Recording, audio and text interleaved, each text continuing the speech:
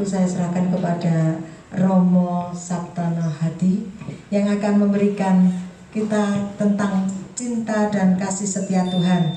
Monggo Romo, waktu saya berikan.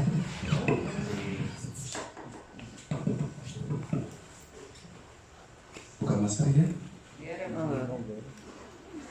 Dokter, buka masker.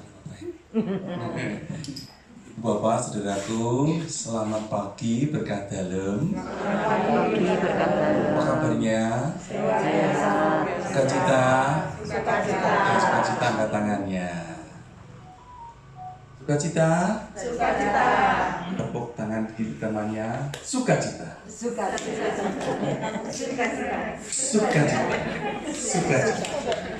Semuanya. Sukacita ya, amin ya. Yang datang sini sehat? Benar nih. Sudah lama tidak ketemu, jangan-jangan ada yang pikun. Hah? Belum ada ya? Jangan dong, harus sehat semuanya ya. Coba tanda kalau sehat itu berdirinya cepat. Berdiri. Sehat. Duduk. Berdiri. Videonya gerak no. Videonya gerak no. Tepuk tangan dulu. Ternyata kita sehat. Fisiknya sehat, gitu. Tapi kadang-kadang ikatan kita itu terganggu. Ya, maka ditanya gini ya. Tangan kanan berarti begini. Tangan kiri berarti begini. Ya. Tangan kanan, tangan kiri. Tangan kanan, tangan kiri.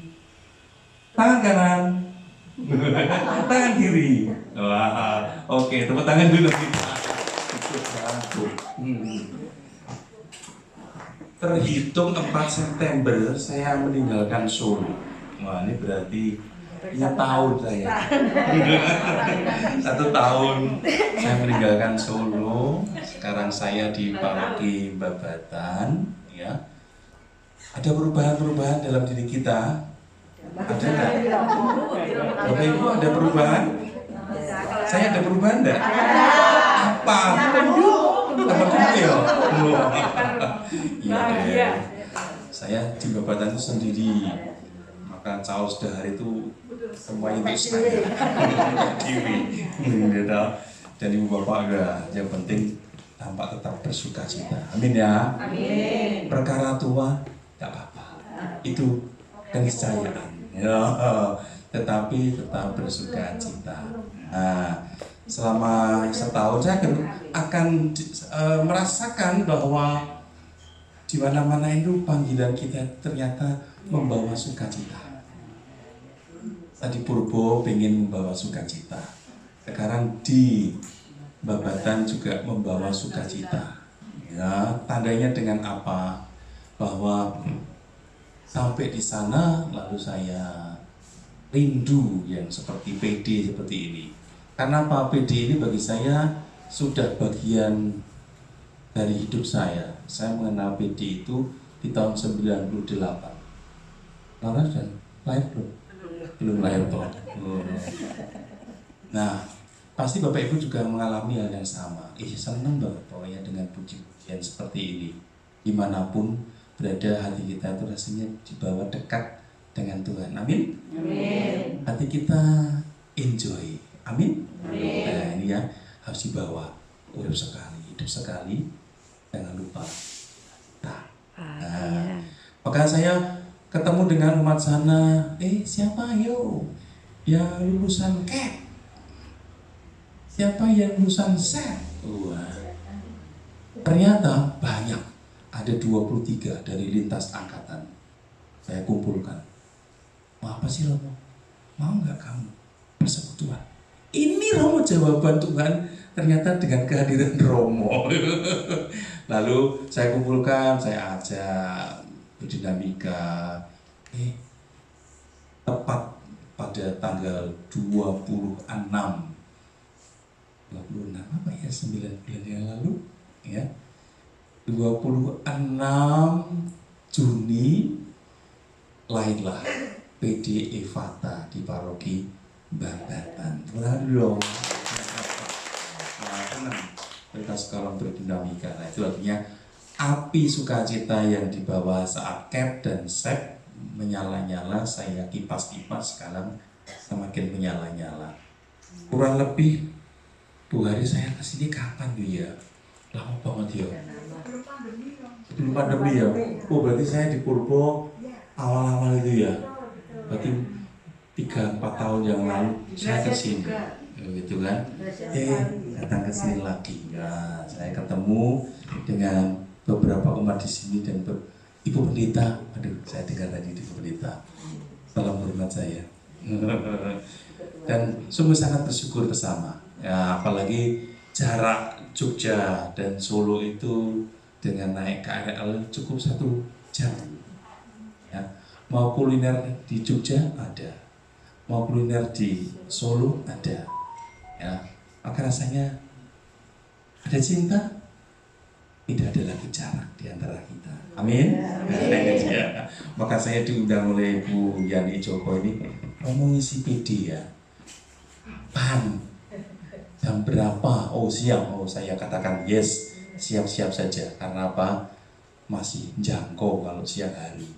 Untuk PP Jogja Solo naik kereta itu cukup. Nah, maka saya akan menyediakan waktu kurang lebih sampai jam 12. Berkurang karena saya naik kereta jam 12.25 dari balapan. Gitu ya. Yang penting saya ingin membawakan kabar sukacita untuk kita semua. Amin. Siapa yang hari ini merasa terberkati oleh Tuhan dalam Ekaristi, dalam peribadatan, puji-pujian, semuanya terberkati? Musik, belnya, semuanya. Pamit berdiri, kita nyanyi berkat anak cucu. Ya, begitu besar kasih Allah pada kita. Nyanyi dengan jika-jika.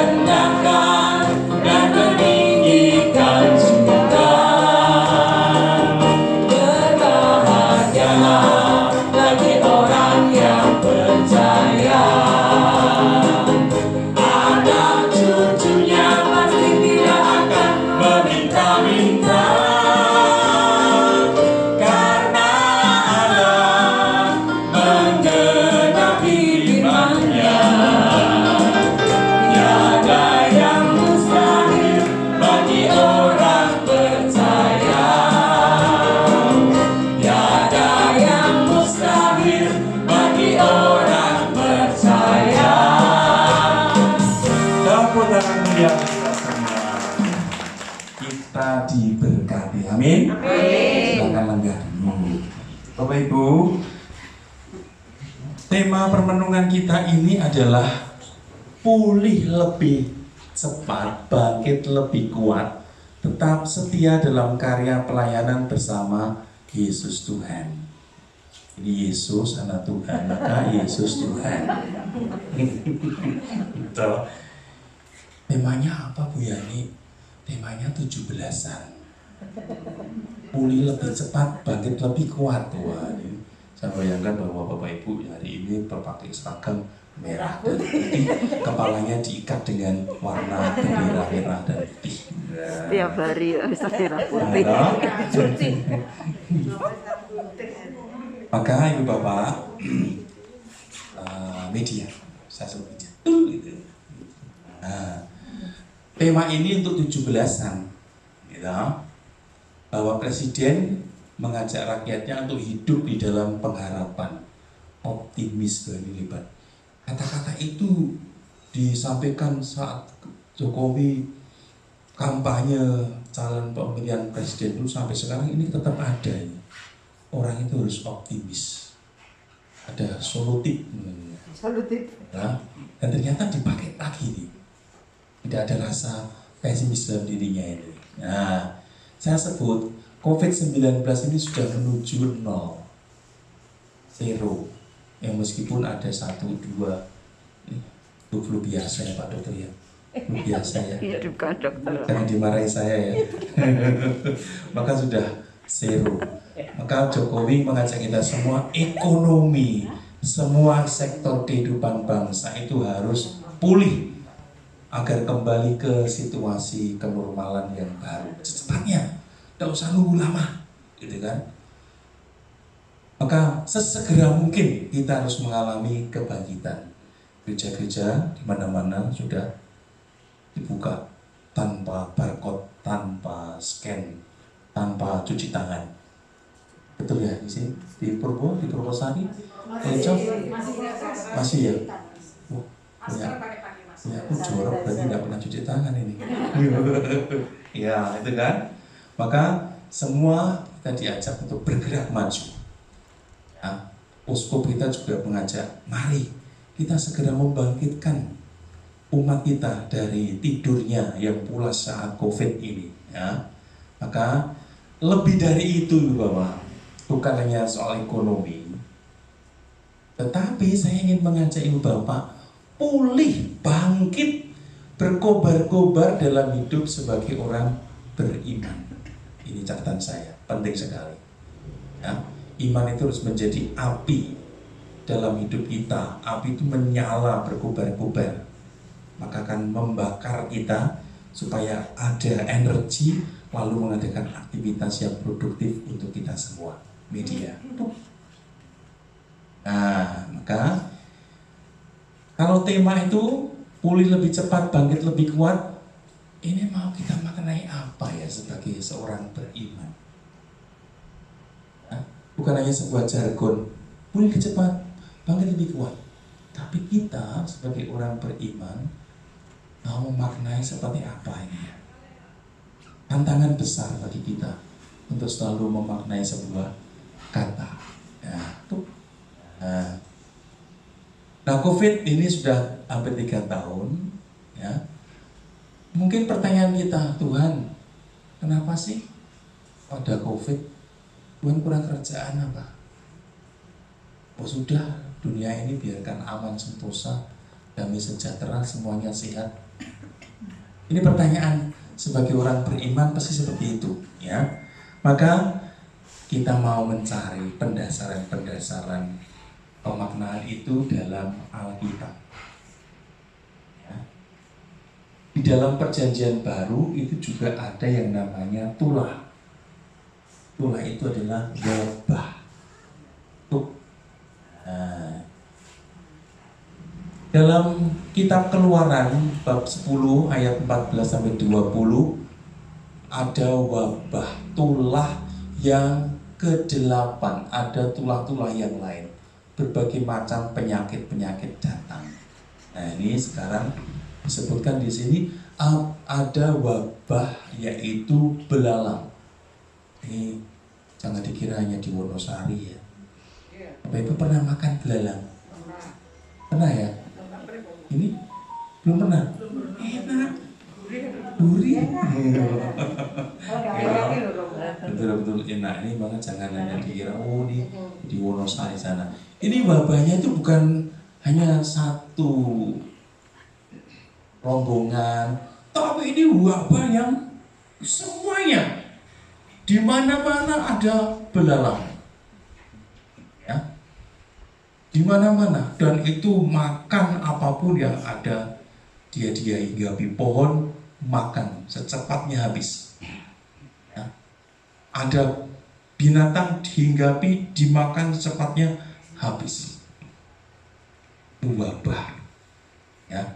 Kalau tidak salah tahun 2019 juga di Brasil ada wabah ini, masih ada.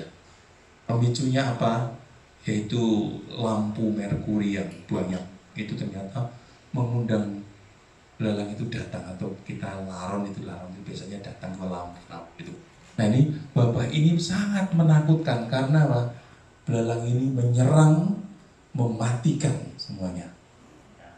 Nah, apa yang terjadi di situ? Ada Musa, ada Harun yang datang kepada Tuhan memohon, dosa kami apa? Kok sampai dikirim wabah belalang ini? Lalu diajak, kamu harus bertobat. Dalam kedosaanmu kamu harus bertobat. Ya, terus saja, terus ya. Nah, satu orang yang tidak mau bertobat, siapa? Fir'aun. Dan akhirnya nanti Fir'aun mati. Ini wabah itu bukan hanya sekarang. Di tahun-tahun yang lalu, katanya tahun-tahun kembar juga ada pernah terjadi. Para dokter pasti berisau itu. Lanjut. Nah, terus saja. Terus. Nah. Tetapi Tuhan mengeraskan hati Fir'aun sehingga tidak mau membiarkan orang Israel itu pergi. Akhirnya Fir'aun nanti juga akan mati. Terus petuk mana? Kembali. Nah, itulah itu disebabkan oleh dosa. Wabah itu diyakini karena dosa. Dan ada orang yang menyadari kedosaannya itu, maka memohon kepada Tuhan supaya diampuni dosanya dan dipulihkan. Ternyata belalang itu bisa disarang besi, masuk ke laut Tiberau, dihembuskan dengan angin oleh Tuhan, maka tulah itu menjadi lenyap, bangsa Israel menjadi selamat. Kita tahu ini COVID ini sudah dihembuskan oleh Tuhan dengan doa-doa kita, pasti Bapak Ibu ya, gerakan doa untuk penyelamatan umat dari COVID-19 di gereja sudah beberapa tahun lama ya. Setelah misa atau setelah komuni atau sebelum misa kita berdoa begitu, dan kita semua selamat ya. Tuh ya, yuk. Nah, ada cukup banyak tulah wabah terjadi di muka bumi. Kiranya kita tidak gegabah mengatakan bahwa dunia ini dikutuk dan akan segera kiamat karena bangsa manusia telah berdosa berat. Saya sebagai Romo itu sangat takut kalau dia mengatakan kepada umat, hei para umat, kita itu sedang mengalami kutukan oleh Tuhan. Saya tidak berani mengatakan itu. Saya katakan ya ini sebuah peristiwa alam yang terjadi. Apakah Tuhan mau marah kepada kita? Saya juga tidak bisa mengatakan itu. Ya, ini sebuah kenyataan yang kiranya harus kita hadapi dalam kehidupan kita sebagai umat Tuhan yang hidup di dunia ini. Ya, nah, maka sekarang kita kiranya memaknai ini sebuah siklus yang terjadi di tengah-tengah kita. Nah, maka kiranya kita sekarang mau menempatkan pengalaman wabah ini bagi kita sungguh-sungguh sebagai orang beriman. Supaya apa? Ya kita mau mengandalkan Tuhan saja. Ya mau mengandalkan Tuhan. Ibu Pak yang dikasih Tuhan, nah, kita mau belajar dalam dunia perjanjian lama dan nanti pasti dalam dunia perjanjian baru. Dalam perjanjian lama itu Hosea dan Ayub. Dalam Hosea 6 ayat 1 itu, mari kita berbalik kepada Tuhan, sebab Dialah yang telah menerkam dan yang akan menyembuhkan kita, yang telah memukul dan akan membalut kita. Jadi sebuah kepercayaan dalam diri Nabi Hosea bahwa Tuhan itu yang melukai tetapi juga menyembuhkan. Maksudnya apa Tuhan itu kok melukai? Ada maksud di situ. Nanti dijawab bahwa Tuhan mendidik kita. Untuk apa? Apakah engkau ditemukan sebagai orang yang setia kepada Tuhan? Jadi tidak hanya menerima berkat-berkat saja, dan rasanya Tuhan begitu baik kepada kita, tapi bagaimana kita memaknai sebuah ketidaknyamanan di dalam hidup kita. Ini pasti Tuhan punya maksud untuk kita. Nah, dalam diri Ayub, ya, saya bacakan Ayub 5, 17, 19. Sesungguhnya berbahagialah manusia yang ditegur Allah. Sebab itu janganlah engkau menolak didikan yang maha kuasa, karena Dialah yang melukai tetapi juga yang membebat. Dia yang memukul tetapi yang tangannya menyembuhkan pula. Dari 6 macam kesesakan engkau diluputkannya, dan dalam 7 macam engkau tidak kena malapetaka. Yang perlu digarisbawahi di sini adalah sebab itu janganlah engkau menolak didikan Tuhan. Kadang-kadang kita apa yang terjadi? Kita menolaknya kalau situasi yang tidak sesuai dengan kehendak kita. Sakit sih. Kenapa sih harus mengalami bencana seperti ini, kecelakaan dan seterusnya itu? Tidak mudah memaknai itu. Tetapi di sini sekarang kita diajak untuk benar-benar mempercayakan hidup kita itu kepada Tuhan. Pasti Tuhan tidak akan membiarkan kita lalu mengalami kebinasaan, tapi Tuhan mau mendidik kita supaya setia, punya karakter seperti nanti dalam Kristus, dan juga menyerahkan diri kepada Tuhan Allah saja. Nah, ini dia. Ini bacaan misa minggu yang lalu. Kok ketemu jawabannya juga di kitab Ibrani ya. Ya. Ibrani 12, 5-7. Dan sudah lupakah kamu akan nasihat yang berbicara kepada kamu seperti kepada anak-anak? Hai anakku, janganlah anggap enteng didikan Tuhan. Janganlah putus asa apabila engkau diperingatkannya. Karena Tuhan menghajar orang yang dikasihnya, Ia menyesal orang yang diakuinya sebagai anak. Jika kamu harus menanggung ganjaran, Allah memperlakukan kamu seperti anak. Di manakah terdapat anak yang tidak diajar oleh ayahnya? Sama di sini soal apa? Pendidikan Tuhan untuk kita semua. Tanpa punya keberanian terluka, berkorban, ya kita tidak akan pernah mengerti arti dari kebahagiaan itu. Dididik, kita tuh dididik oleh Tuhan terus menerus. Sampai kapan? Sepanjang hidup kita. Kalau pendidikan sekolah dengan apa? Ijazah selesai, SD selesai, tingkat lagi sampai kuliah, sampai S1, sampai doktoral sudah selesai. Tapi namanya pendidikan Tuhan itu tidak mengenal umur kita. Ibu-ibu yang sudah sepuh punya anak, apakah hatinya lalu menjadi bebas? Tidak, deg-degan. Saya dulu ditabiskan 20 tahun yang lalu. Saya itu kan ya sudah 20 tahun dari Romo ya. ya. Bapak saya komentarnya apa? Aku seneng lewe dadi Romo. Neng ya aku deg-degan. Apa Pak? Kenapa Pak? Iki ganteng nih le. Oke banget ya. Iki ganteng. Lah apa tau Pak? Lanang dhewe mana? Engko pilih nek kano. Lambe abang pilih. Ngono kuwi coba. Ya aku ngerti maksudnya Bapak. Terus Pak tenang aja Pak. Apa yang gitu ya. Ya. Artinya apa? Bahwa Bapak saya ternyata yang sudah katakanlah matang dalam kepribadian, dalam iman, itu pun juga punya kekhawatiran tentang saya sebagai imam itu. Ibu bapak juga sama, punya kekhawatiran. Loh anakku wis perawan, anakku wis Jawa gede, iku piye?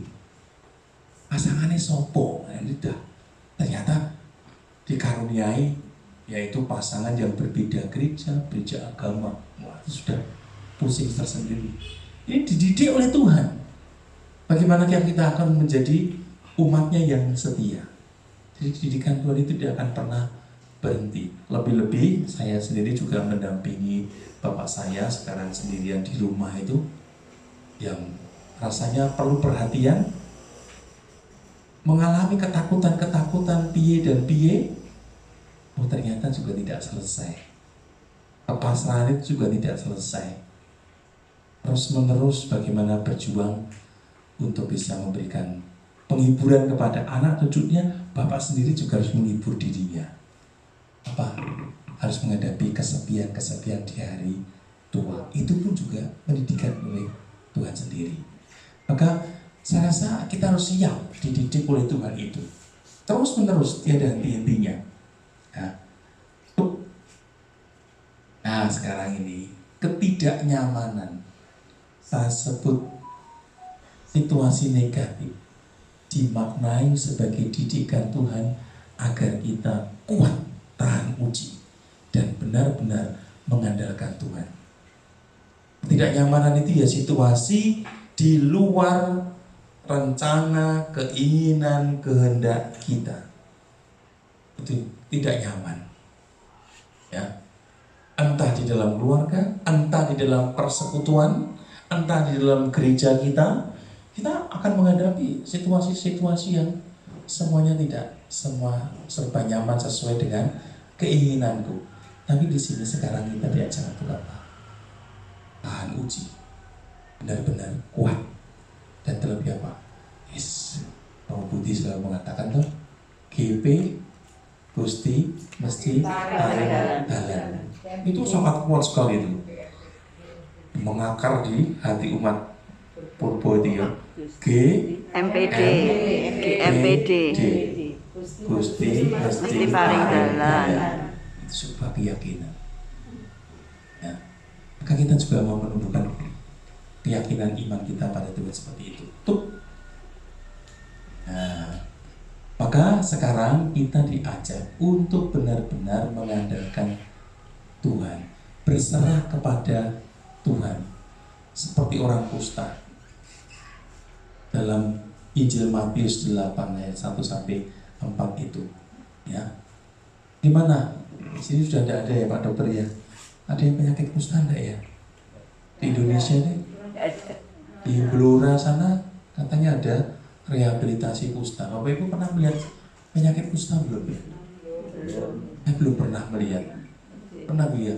Katanya jari-jarinya pudul-pudul ya, copot-copot gitu ya. Pas sampai tidak terasa. Gitu.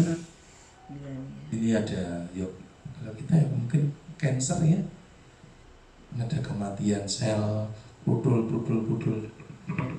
Ini ada orang sakit kusta yang sama menghadapi dia itu orang yang rasanya dibuang, sudah sakit, sekarang dibuang, dilemparkan, dipisahkan dari komunitasnya. Ternyata apa? Tuhan datang. Apa yang kamu mau? Jika Tuhan mau, Tuhan dapat mentahirkan aku. Sekarang apa? Ulurkan tanganmu.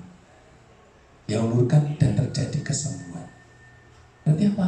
Penantian yang sudah sekian lama dia buat dijawab oleh Tuhan. Nah, sama sekarang kita juga dalam penantian keselamatan ini Tuhan jawab kepada kita semua. Dan Tuhan tetap memberkati kita.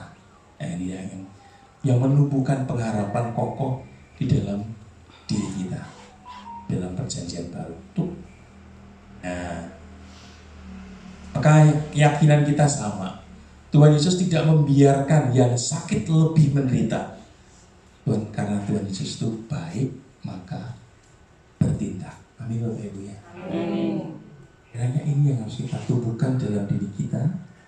Kita tumbuhkan dalam diri saudara-saudara kita. Supaya apa? Tetap mempunyai pengharapan yang besar di dalam Tuhan. Maka kita menjadi orang-orang yang berpengharapan terus. Jangan sampai padam pengharapan itu. Api kita berangkat dari firman Tuhan, berkobar dalam diri kita, kita kobarkan pada diri sahabat-sahabat kita di manapun kita berada. Tuh. Nah, maka sikap iman apakah yang dibutuhkan? Saya katakan hanya satu kata. Setia. Setia kepada Tuhan. Siapa yang mau setia pada Tuhan? Tengok kanan kiri. Semuanya setia. Amin ya. Tepuk tangan dulu dong. Yes. Nah, setia untuk apa? Ini hidup dalam firman Tuhan dan jalan lurus. Apa akibatnya kalau orang tidak setia? Ini kitab Ulangan mengingatkan kepada kita semua. Jika engkau tidak melakukan dengan setia segala perkataan hukum Taurat yang tertulis dalam kitab ini, dan engkau tidak takut akan nama yang mulia dan dahsyat, yaitu Tuhan Allahmu, Tuhan mana?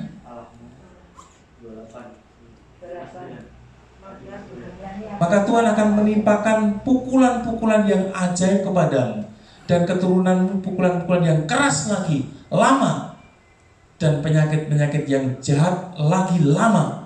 Ia akan mendatangkan pula wabah Mesir yang kau takuti itu kepadamu, sehingga semuanya melekat padamu. Juga berbagai penyakit, pukulan yang tidak tertulis dalam kitab Taurat ini akan ditimbulkan Tuhan, menimpa engkau sampai engkau punah. Wih, takut sekali kita. Karena ketidaksetiaan dengan firman tadi itu.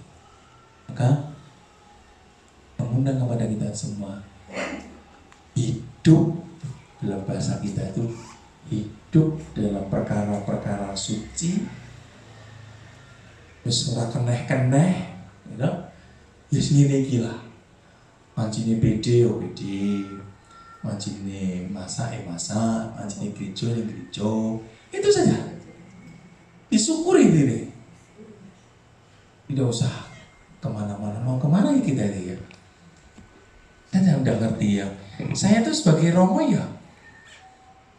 Besok 4:30 tangi, bisa sarapan, bisa mengerjakan apa, ada tamu ya ditemui, nanti makan siang, tidur, sore ada misa atau pertemuan, tiba-tiba udah malam tidur, ya seperti itu sudah. Kali-kali diundang PD Gracia ke sini. Sudah begitu saja. Ya tiba-tiba ya sudah 20 tahun jadi Romo. Ibu-ibu, bapak-bapak kan sudah hati-hati wis pensiun, hati-hati wis tua, gitu kan. Tetapi tetap pada konsistensi hidup di jalan Tuhan. Ini yang harus kita syukuri bersama-sama. Nah, penting juga setia beriman, setia mengandalkan Tuhan. Ya, tadi setia pada jalan lurus dan firman, sekarang setia beriman. Maka apa saya katakan sebagian? Ada umat saya mengalami kekecewaan karena pandemi ini. Sederhana sebenarnya, orang lain misa tidak boleh misa karena komorbid, kecewa yang minta ampun. sudah diberikan pengarahan, Bapak, komorbid, tidak usah misa. Jawabannya marah. Aku udah tua, aku tidak digunakan, aku udah jenis. Katanya tidak boleh bergaul dengan Yowis, aku lagi gereja. Mengatakan aku tetap beriman pada Yesus, tetapi aku tidak mau gereja. Itu Pak, kecewaannya seperti itu. Bukan seperti itu yang diharapkan gereja itu, keselamatan tadi itu ya. Nah, ini ya. Maka Mazmur 118 ini memberikan penghiburan kepada kita semua. Aku ditolak dengan hebat sampai jatuh, tapi Tuhan menolong aku. Tuhan itu kekuatanku, mazmurku. Ia telah menjadi keselamatanku, suara sorak-sorai dan kemenangan di kemah orang-orang benar. Tangan Tuhan melakukan keperkasaan, tangan kanan Tuhan berkuasa meninggikan, tangan kanan Tuhan melakukan keperkasaan. Aku tidak akan mati, tetapi hidup. Aku menceritakan perbuatan-perbuatan Tuhan. Tuhan telah mengajar aku dengan keras, tetapi Ia tidak menyerahkan aku kepada maut. Ini orang beriman seperti itu, menyerahkan seluruhnya hidupnya kepada Tuhan, dan Tuhan pasti menjadi andalan dalam seluruh perjalanan hidupnya. Nah, teguhkan dalam Yeremia 17:7-8. Diberkatilah orang-orang yang mengandalkan Tuhan, yang menaruh harapannya pada Tuhan. Ia akan seperti pohon ditanam di tepi air, yang merambatkan akar-akarnya ke tepi batang air, yang tidak akan mengalami datangnya panas terik, yang daunnya tetap hijau, tidak khawatir dalam tahun kering, dan tidak berhenti menghasilkan buah. Ini kalau orang mengandalkan Tuhan itu udah percayakan segalanya di tangan Tuhan. Ada seri kecil dari umat saya juga, orang yang hidupnya cukup, bukan berkelimpahan, punya anak 3, anaknya mau masuk kuliah. Dia katakan, duh Romo, saya harus bagaimana nih, anak saya mau kuliah ini. Tapi saya hanya mengandalkan pada Filipi 4:13. Segala perkara akan ditanggung oleh Dia. Itu, segala perkara dapat ku tanggung. Nah, tapi seperti itu. Dan dia menjaringkan, saya hanya bisa melakukan perkara-perkara kecil. Perkara Tuhan yang adalah perkara-perkara yang gede. Perkara kecil itu apa?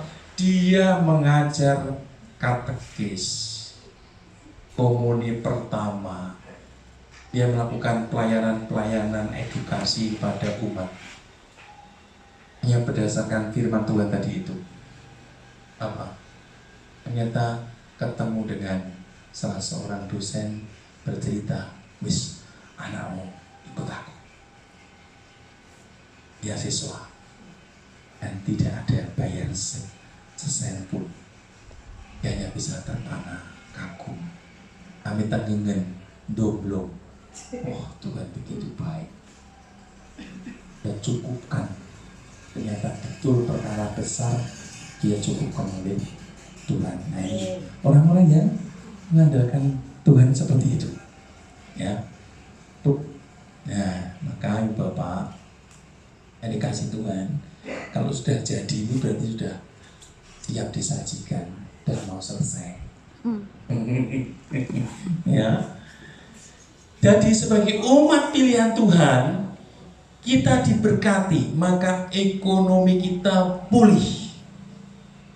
Ya. Lebih dari itu, kebangkitan gereja, kebangkitan bangsa kita juga harus lebih cepat. Nah, dalam konteks kita sebagai orang beriman, apa? Katakan dengan amin Bapak Ibu ya. setiap keluarga kita dipulihkan, dibangkitkan, dipelihara, diberkati Tuhan. Amin. Amin.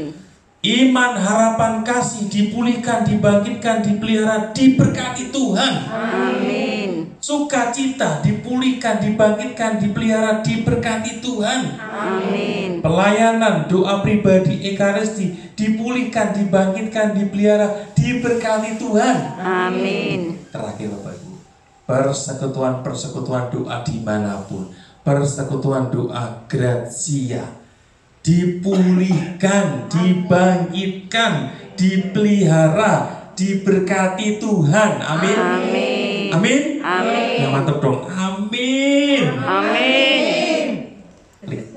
Nah, mengapa demikian? Saya temukan dalam kitab Ratapan ini, tak berkesudahan kasih setia Tuhan, tak habis-habisnya rahmatnya, selalu baru tiap pagi, besar kesetiaanmu, Tuhan adalah bagianku, kata jiwaku, oleh sebab itu aku berharap kepadanya. Tak berkesudahan, lagu ini dulu ya. Ini harus kita hayati sungguh-sungguh Bapak Ibu, bahwa Tuhan itu selalu menyediakan. Belum kita minta tadi doanya Bu Yani, ya, tapi Tuhan sudah siapkan di depan pintu berkatnya itu untuk kita. Amin Bapak Ibu ya. Ini harus tiada pernah berkesudahan kasih setia Tuhan untuk kita semua.